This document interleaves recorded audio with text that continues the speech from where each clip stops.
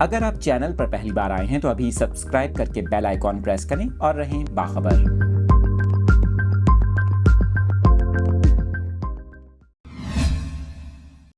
آپ کو بتا رہے ہیں سوشل میڈیا پر ہوئی ایک اور دوستی محبت میں بدل گئی۔ نصر اللہ کی محبت میں بھارت سے خیبر پختونخوا کے دیر بالا پہنچی خاتون انجو کے بعد اب ایک اور خاتون بھی خیبر پختونخوا کے ضلع لوئر دیر پہنچ گئی اور پاکستانی نوجوان سے شادی کر لی۔